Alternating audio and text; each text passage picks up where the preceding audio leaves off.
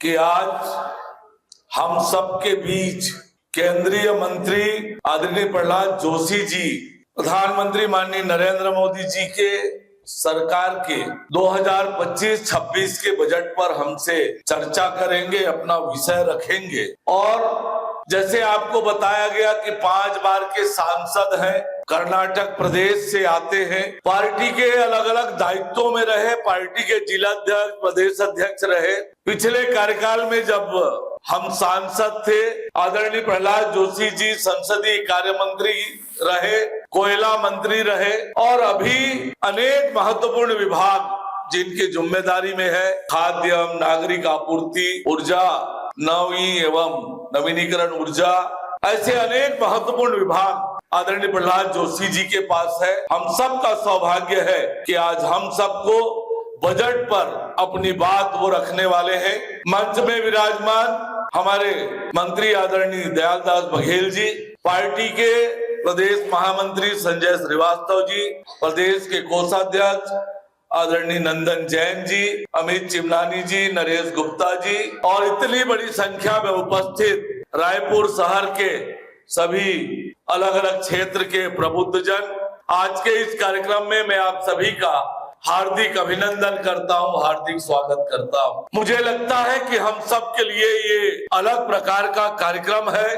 कि जब केंद्रीय मंत्री अलग अलग स्थानों पर जाकर बजट को लेकर अपनी बात रखते हैं। अब तक बजट के बारे में जो हमारी धारणा थी केवल ये हुआ करती थी कि सरकार का लेखा जोखा है, आय व्यय का विवरण है, लेकिन केंद्र सरकार के बजट से अलग अलग वर्ग के लोगों के जीवन पर उसका क्या प्रभाव पड़ने वाला है, ये सारी बातों की चर्चा आम व्यक्ति तक जानी चाहिए। इस उद्देश्य से हमारे केंद्रीय मंत्रियों का अलग अलग राज्यों में प्रवास हो रहा है। 2014 में नरेंद्र मोदी जी के नेतृत्व में सरकार बनने के बाद बजट के बारे में जो आम धारणा थी वो धारणा भी बदली।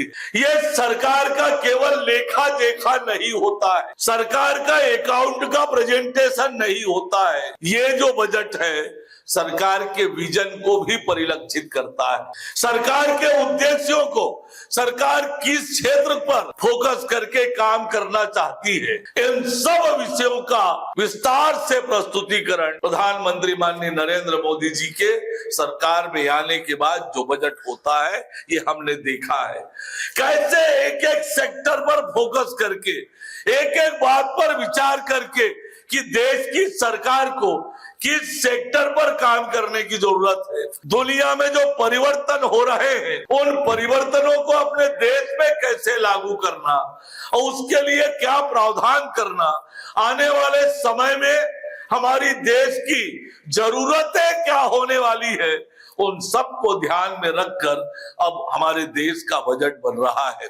आज जब हम विकसित भारत के निर्माण के संकल्प को लेकर आगे बढ़ रहे हैं, 2047 में भारत किस स्वरूप में हो इसकी कल्पना को लेकर आज नरेंद्र मोदी जी के नेतृत्व में सरकार काम कर रही है। और ये ऐतिहासिक बजट प्रस्तुत हुआ है जब देश में कोई वित्त मंत्री लगातार 8वीं बार देश का बजट प्रस्तुत किया। ऐसे श्रीमती निर्मला सीतारमण जी ने ये इतिहास बनाया है। और ये जो बजट है 2025-26 का विकसित भारत के निर्माण का नरेंद्र मोदी जी का संकल्प है, उसका एक बड़ा आधार इस बजट के माध्यम से तैयार करने का काम हुआ है। आज जब हम विकसित भारत के बारे में बात करते हैं तो केवल ये आर्थिक रूप से हम दुनिया की तीसरी अर्थव्यवस्था बने, केवल यही नहीं है। ये विकसित भारत यानी देश के हर वर्ग का कल्याण, हर वर्ग का विकास, हर क्षेत्र का विकास, तब जाकर के विकसित भारत का निर्माण होगा। और इस विजन को पूरा करने के उद्देश्य से ये बजट आया है। इस बजट में इस बार जो अनोखा हुआ है, इस बार जो अलग सोच से ये बजट आया है, मध्यम वर्ग को फोकस करके, युवाओं को फोकस करके, शिक्षा के क्षेत्र को फोकस करके और शिक्षा में भी तकनीकी शिक्षा को फोकस करके ये बजट बनाया है। स्वास्थ्य के क्षेत्र पर फोकस हुआ है। ऐसे अलग अलग क्षेत्रों को जो आज देश की आवश्यकता है उन सबको फोकस करके ये बजट बनाया है। तो निश्चित रूप से ये बजट विकसित भारत के निर्माण की आधारशिला रखने वाली बजट है।